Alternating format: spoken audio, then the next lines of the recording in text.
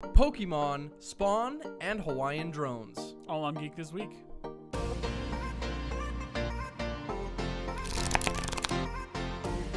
Hello everyone and welcome to this week's episode of Geek This Week. I'm X. I'm Brogan. We're just going to jump right in. This week we have an absolute ton of announcements in gaming. In fact, Nintendo has announced not one, not two, but 3 new Pokemon games. In an announcement last week, Nintendo confirmed not only the existence of Pokemon for the Switch, but also confirmed that a free spin-off title is available immediately. The spin-off, titled Pokemon Quest, features blocky graphics of your favorite Pokemon and plays like a top-down beat-em-up. But that's not what's got Pokemon fans the most excited. A true core-like experience is actually coming to the Switch later this year in Pokemon Let's Go Eevee and Pokemon Let's Go Pikachu. The games bring us back to the Kanto region, but feature a surprising twist on the usual core formula in that the game plays more like Pokemon Go. In fact, the game features Pokemon Go compatibility to boot. But to many, that's still not the most exciting part. Instead, Pokemon has confirmed a new entry to the core RPG series sometime in the second half of 2019. No more details have been provided just yet, but it does appear that this will be a completely new generation with a slew of fresh new Pokemon and all. Well, that was a lot of Pokemon, so let's move on. After Bethesda's teasing all last week, we finally got a glimpse at a new Fallout game, Fallout 76. The name comes from the vault our intrepid explorer hails from, which information has appeared about in both Fallout 3 and 4. The vault was said to have been a control vault, meaning no weird experiments happened, and it opened only 20 years after the nuclear war, so the world is sure to be filled with radiation, fresh dangers, and a complete lack of civilization. This further emphasizes the phrase uttered in the trailer, "When the fighting has stopped and the fallout has settled, you must rebuild." Sources from Kotaku confirm that the game isn't a core entry to the Fallout series, though, and is instead an online survival game more along the likes of Ark Survival Evolved, with base-building mechanics from Fallout 4 brought back as well. No official details aside from the trailer have surfaced just yet, but we've been promised more on the game from Bethesda's E3 presentation, so stay tuned to the Geekwave for more information. We also received announcement trailers for multiple other games, some of which are completely new IPs. The Battle Royale genre looks like it is going to receive yet another edition thanks to Fractured Lands, a game developed by Unbroken Studios. It seems very Mad Max-esque in style, but we will have to wait to see if it actually brings anything new to the already oversaturated table.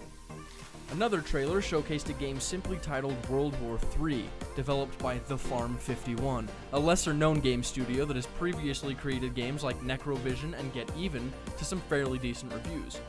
That being said, this is certainly not the first time the World War III theme has been done. Hopefully it will turn out to at least be a half-decent game. And lastly, we received a very brief and subtle clip from Ubisoft teasing a new Assassin's Creed game. The game, titled Assassin's Creed Odyssey, is apparently set to take place in ancient Greece, and the clip, which was only about 5 seconds long, featured what looked like 2 Spartan soldiers on the edge of a cliff, one kicking the other off the edge, 300 style. It's hard to keep track of all the new announcements that are coming out, it seems like on a daily basis with E3 just around the corner, but one thing's for sure, E3 this year is gonna kick ass. This week in movies, with the recent success of Deadpool at the box office, it has many others hoping for their favorite anti-hero, Spawn, to appear on the big screen. Thankfully, it looks like this may actually become a reality. Apparently, Todd McFarlane, the creator of Spawn, has been writing a script for a new Spawn movie of his own, and recent reports show McFarlane casting Jamie Foxx in the lead role of Al Simmons. McFarlane has apparently also teamed up with horror veterans Blumhouse Studios, hoping to produce a more serious film than the other hero-anti-hero films, with plenty of horror and thriller elements throughout. According to McFarlane himself on what to expect from the film, he said, "I've got a trilogy in mind here, and I'm not inclined in this first movie to do an origin story. Which means we're probably going to get plenty of Spawn action and thrills without having to worry about all those cliché comic book movie tropes." This will actually be McFarlane's first attempt at directing a movie, so here's hoping it doesn't flop. This week in tech, a new AI system will help identify individuals based on the way they walk. The system is meant to support or potentially even replace the current facial recognition systems used in airports to identify passengers on flights. Though facial recognition is decently reliable, it is not always easy to capture a clear image of someone's face, especially when they don't want you to, which is why researchers from the University of Manchester and the University of Madrid came up with the idea.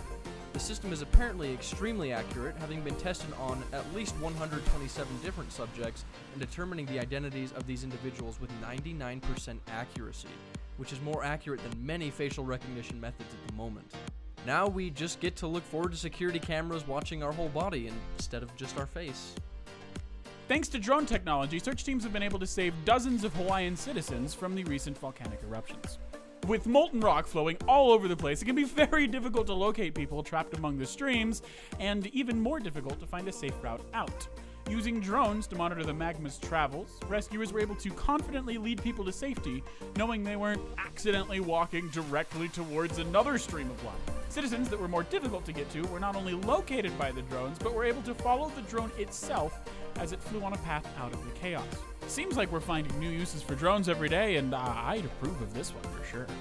This week in anime, fans of Studio Ghibli's My Neighbor Totoro received some welcome news as a new Totoro-themed restaurant opens its doors. The restaurant, called May's Garden House, is surprisingly located in Bangkok, Thailand, rather than Japan, the country of its creation. Either way, fans of the film, or Studio Ghibli in general, have flocked to the restaurant to get a taste, pun intended, of the quaint little eatery.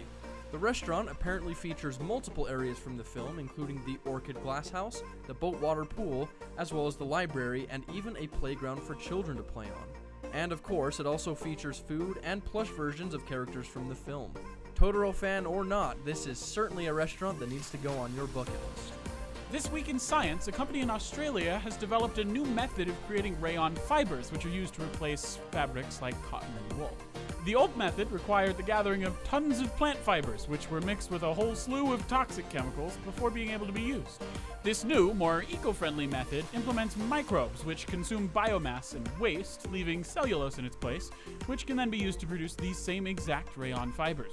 Trial runs have really only just started, with the first tests being run on leftover coconut scraps. But the tests have proven to be successful, taking only a few weeks to go from waste to usable fibers. With this new discovery, who knows what else we may be able to turn our trash into. And that's going to be it for this week, folks. Thanks for staying tuned, and let us know if there's any info that we missed this week. I know there was a ton of gaming stuff, and we were likely to have missed at least something. So, with that, we will catch you geeks Next week.